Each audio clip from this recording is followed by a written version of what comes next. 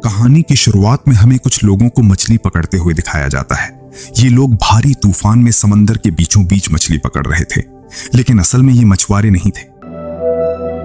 ये साल था 2063। धरती के बढ़ते तापमान और इंसानों की गलतियों की वजह से समुद्र का जलस्तर बहुत ज्यादा बढ़ गया था, जिससे पूरी धरती समंदर में समा गई। लेकिन लास्ट में 2 महाद्वीप बच गए, मगर ये दोनों भी बचे संसाधनों के लिए हमेशा लड़ते रहते थे। और उन्हीं में से एक महाद्वीप ने दूसरे महाद्वीप से होने वाले हमलों को पहले से भांपने के लिए समंदर के बीचों बीच एक वॉच टावर बनाया, जिससे दूसरे महाद्वीप से होने वाले हमलों को पहले ही पहचान कर उसे रोका जा सके। इसे नाम दिया गया सेंटिनल, और ये चारों उसी सेंटिनल में तैनात सैनिक हैं। ये सेंटिनल समुद्र के बीचों बीच था, इसलिए हर 2 सालों में हेडक्वार्टर से रेस्क्यू टीम आती है और यहाँ तैनात लोगों को वापस लेकर जाती है, और उनकी जगह दूसरे लोग यहाँ रहते हैं।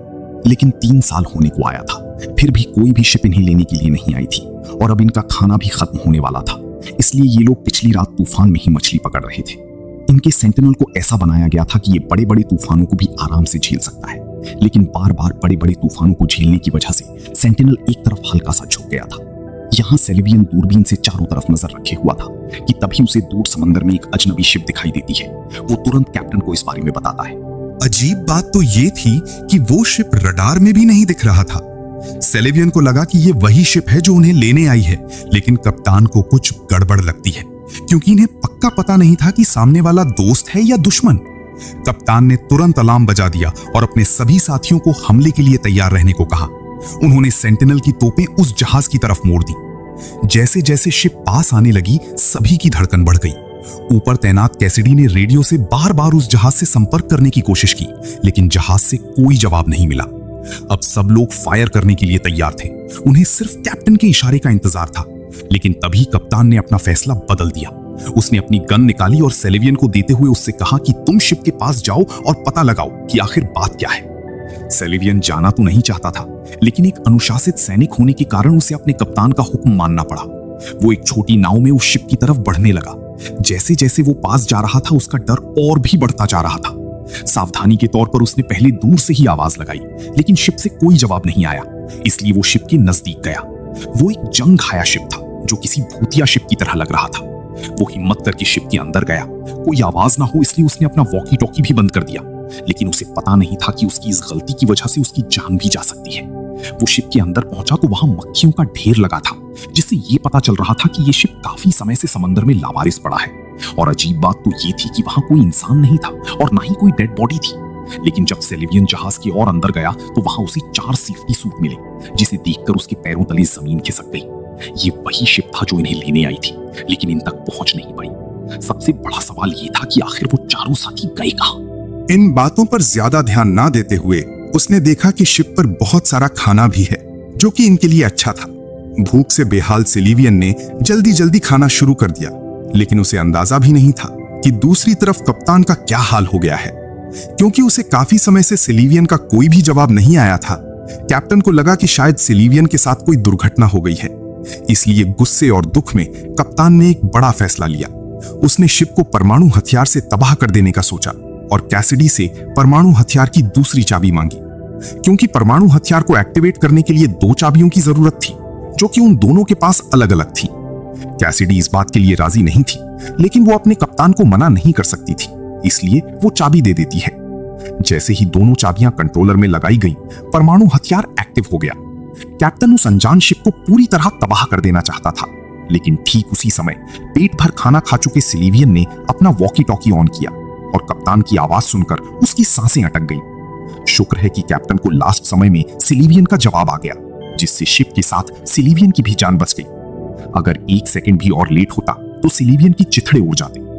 कैप्टन सेलिवियन को आदेश देता है कि उस शिप को सेंटिनल के पास लेकर आओ। सेलिवियन उस शिप को सेंटिनल के पास लेकर आया, और जब उसे पता चला कि कैप्टन उसे बस खत्म ही करने वाला था, तो उसने कैप्टन को मन ही मन खूब कोसा। लेकिन कप्तान के पास ये सब सुनने का समय कहां था। कैप्टन को बस ये जानना था कि आखिर वो चारों साथी गए कहां। सच जानने के लिए उसने इंजीनियर को बुलाया और उसे जहाज का पावर सिस्टम ठीक करने को कहा, और फिर उसने लॉगबुक चेक किया। फिर जब कप्तान ने पेन से जहाज का रास्ता मैप पर बनाया तो उसे एक अनजान और अजीब सा रूट दिखाई दिया। इधर बाकी साथियों को लगा कि ये यहाँ से निकलने का बहुत अच्छा मौका है। अगर उन्होंने इसे जाने दिया तो उन्हें फिर से 2 साल इंतजार करना पड़ेगा। उन्होंने चुपके से एक प्लान बनाया और रात के अंधेरे में शिप के अंदर घुस गए। इंजीनियर को भरोसा था कि वो जहाज का इंजन ठीक कर लेगा। दूसरी तरफ सेलिवियन ने हेडक्वार्टर मैसेज में भेज दिया कि नई टीम आ चुकी है और वो तीनों सुबह वापस आने वाले हैं। अब उन्हें सिर्फ इंजन के चालू होने का इंतजार था, जिसके बाद वो सभी इस सुनसान जगह को छोड़ सकेंगे। इंजीनियर की मेहनत रंग लाती है और कुछ घंटे के बाद वो सच में जहाज का इंजन को ठीक कर लेता है। उन्हें लगा कि अब वो घर जा पाएंगे, लेकिन जैसे ही वो बाहर गए उनके होश उड़ गए। उन्होंने देखा कि कैप्टन पहले ही उनका इंतजार कर रहा था, क्योंकि कप्तान उनसे भी ज्यादा बुद्धिमान था। तभी कप्तान ने एक अजीब आदेश दिया, जब तक नए लोग नहीं आ जाते कोई भी अपना पोस्ट नहीं छोड़ सकता। और इसके आगे जो कैप्टन ने कहा उसे सुनकर सभी का दिमाग खराब हो गया। कप्तान ने कहा कि उस जहाज को बम के गोले से उड़ा दिया जाए। यह सुनकर इंजीनियर का पारा 7वें आसमान पर चढ़ गया। उसे लगा कि कैप्टन पागल हो गया है, क्योंकि यहां से निकलने का यही एक आखिरी रास्ता था। इंजीनियर ने तोप चलाने से साफ मना कर दिया, लेकिन अगले ही पल कप्तान ने गोली से सीधे इंजीनियर के कान के चिथड़े कर दिए, जिसे देखकर साफ पता चल रहा था कि कैप्टन मजाक के मूड में नहीं है। कप्तान की इस हरकत ने सभी को उसका दुश्मन बना दिया। हार मानकर सेलिवियन ने एक गोला दागा और सीधे उस शिप को तबाह कर दिया। पीछे से निशा ने मौका पाकर कैप्टन के सर पर वार करके उसे बेहोश कर दिया। इसके बाद तीनों ने मिलकर कप्तान को एक स्टोर रूम में बंद कर दिया और उसके गले से दोनों परमाणु हथियार की चाबियां ले ली। अगली सुबह जब सेलिवियन कैप्टन को खाना देने आया तो उसने पूछा कि तुमने ऐसा क्यों किया। तब जो कप्तान ने बताया उसे सुनकर सेलिवियन के पैरों तले जमीन खिसक गई। कप्तान ने बताया कि वो शिप 3 महीने पहले ही रडार पर आ चुका था, लेकिन जैसे ही जहाज सेंटिनल के पास पहुंचा किसी ने उसे गलत सिग्नल दे दिया, जिससे जहाज भटक गया और हम तक नहीं पहुंच पाया। मुझे शक था कि इंजीनियर या फिर कैसिडी में से एक दूसरे महाद्वीप का जासूस है, इसीलिए मैंने उस शिप को गोले से तबाह करवा दिया, जिससे कि गद्दार यहां से बाहर ना जा पाए। लेकिन तभी बाहर से चिल्लाने की आवाज आई। जब सेलिवियन बाहर गया तो उसने देखा कि इंजीनियर पागल हो चुका था और वो पूरे सेंटिनल को परमाणु हथियार से उड़ा देना चाहता था। अब उसे जीने की बिल्कुल भी इच्छा नहीं थी। उसने कैसिडी से परमाणु हथियार की दोनों चाबियां ले लीं और कंट्रोल रूम के अंदर चला गया। उसने दोनों चाबियां कंट्रोलर में लगाईं और परमाणु हथियार एक्टिव करने लगा। ऐन वक्त पर सेलिवियन वहां पहुंचा और वो इंजीनियर को शांत करने लगा, लेकिन आखिरी पल में इंजीनियर खुद ही रुक गया, क्योंकि आखिरी समय में वो परमाणु कोड भूल गया था, जिस वजह से एक भारी तबाही होने से बच गई। लेकिन तभी सेलिवियन ने देखा कि कैप्टन सेंटिनल की खिड़की से बाहर कूद गया है। बाहर सिर्फ गहरा काला समंदर था, जिसमें कप्तान की बचने की कोई उम्मीद नहीं थी। अगली सुबह जब सेलिवियन ने समंदर में मछली पकड़ने वाले जाल को ऊपर खींचा तो उसे उसमें एक हाथ दिखाई दिया। जब उसने जाल पूरा ऊपर खींचा तो उसमें कैप्टन की लाश पड़ी थी, जिसके सिर पर गोली का निशान था। उसे देखते ही सेलिवियन को कैप्टन की कही बात याद आ गई कि उनके बीच कोई गद्दार छुपा है। अब यह साफ हो गया था कि इंजीनियर और कैसिडी में से कोई एक जासूस है, लेकिन कैसिडी सेलिवियन की गर्लफ्रेंड थी, इसलिए सेलिवियन ने उस पर आंख बंद कर भरोसा किया और कैप्टन वाली सारी बातें उसे बता दी। इस पर कैसिडी ने तुरंत रिएक्ट किया और कहा कि इंजीनियर ही असली गद्दार है और उसी ने सच छुपाने के लिए कप्तान को मारा है। सच जानने के लिए सेलिवियन ने उसे एक सुझाव दिया कि उन्हें उस जगह पर दोबारा जाकर देखना चाहिए जहां जहाज डूबा था। तभी इंजीनियर ने खुद आगे बढ़कर कहा कि मैं कैसिडी के साथ वहां जाने के लिए तैयार हूं। इंजीनियर की इस जल्दबाजी ने सेलिवियन को और भी शक पैदा करने को मजबूर कर दिया कि इंजीनियर ही वो गद्दार है। सच का पता लगाने के लिए सेलिवियन ने चुपके से इंजीनियर की पुरानी फाइलें खोली, जिसमें उसे एक ऐसा राज पता चला जिससे वो हैरान रह गया। असल में इंजीनियर को दिमागी बीमारी थी और उसे सिर्फ उसकी काबिलियत की वजह से रखा गया था।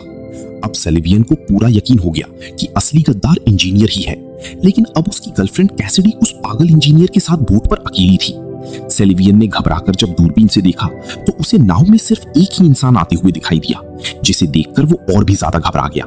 सेलिवियन को लगा कि इंजीनियर ने कैसिडी को मार दिया, इसलिए वो सेंटिनल पर हथियार ढूंढने लगा। लेकिन तभी उसने देखा कि वापस आने वाला इंजीनियर नहीं बल्कि उसकी गर्लफ्रेंड कैसिडी है। कैसिडी ने दुखी मन से बताया कि पैर फिसलने की वजह से इंजीनियर समंदर में गिर गया और फिर समंदर में कहीं गायब हो गया। लेकिन सेलिवियन को उसकी बातों पर भरोसा नहीं होता, इसलिए जब कैसिडी सो गई तो सेलिवियन चुपके से उस रात का रिकॉर्ड चेक करने लगा, जिस रात को शिप रडार से रास्ता भटक गई थी। रिकॉर्ड देखकर सेलिवियन के पैरों तले जमीन खिसक गई, क्योंकि उस रात ड्यूटी पर कैसिडी ही थी। अगली सुबह जब कैसिडी सो के उठी तो उसने देखा कि सेलिवियन वहां नहीं है। उसने वॉकी टॉकी पर संपर्क किया लेकिन कोई जवाब नहीं आया। तभी कैसिडी ने देखा कि उसके गले से परमाणु हथियार की दोनों चाबियां गायब थी। वो तुरंत समझ गई कि अब उसका राज खुल चुका है। वो भागते हुए कंट्रोल रूम के पास गई, लेकिन तब तक बहुत देर हो चुकी थी। सेलिवियन दोनों चाबियां कंट्रोलर में लगा चुका था और परमाणु हथियार धमाके के लिए तैयार था। जब कैसिडी ने देखा कि अब बचने का कोई रास्ता नहीं है, तो उसने अपना जुर्म कबूल कर लिया कि वो ही दूसरे महाद्वीप की जासूस है और वो सारी जानकारियां दूसरे महाद्वीप को देती थी। और उसने ही उस जहाज को गलत रास्ता बताया और कप्तान को भी उसी ने मारा। उसका मकसद कैप्टन की चाबियां छीनकर इस सेंटिनल पर कब्जा करने का था। कैसिडी ने कहा इन 2 सालों में उसे सेलिवियन से सच में प्यार हो गया है, लेकिन सेलिवियन ने उसकी एक नहीं सुनी और तुरंत बटन दबा दिया। दोनों मौत का इंतजार करने लगे, लेकिन काफी टाइम होने के बाद भी कोई धमाका नहीं हुआ। तब उन्हें पता चला कि वहां कोई परमाणु हथियार था ही नहीं। ये सिर्फ ऊपर के अधिकारियों का फैलाया हुआ एक झूठ था, ताकि दुश्मन उस सेंटिनल से डर कर रहें और उनके महाद्वीप में हमला करने की सोचे भी ना। अब परमाणु हथियार का खतरा तो टल गया था, लेकिन वो दोनों उस सेंटिनल में एकदम अकेले हो गए थे। वो दोनों हमेशा के लिए उस सेंटिनल पर फंस चुके थे, क्योंकि उन्होंने एकमात्र जहाज जिससे वो वापस जा सकते थे उसे अपने हाथों से तबाह कर दिया। अब उनके पास एक दूसरे के साथ मिलकर रहने के अलावा कोई दूसरा रास्ता नहीं बचा था। यहीं पर इस मूवी का दी एंड हो जाता है। लास्ट में मूवी हमें सिखाती है कि कोई भी फैसला इतनी जल्दबाजी में ना ले कि वो जीवन भर पछताने का कारण बन जाए। अगर वीडियो पसंद आया हो तो वीडियो को लाइक और चैनल को सब्सक्राइब करना बिल्कुल ना भूलें।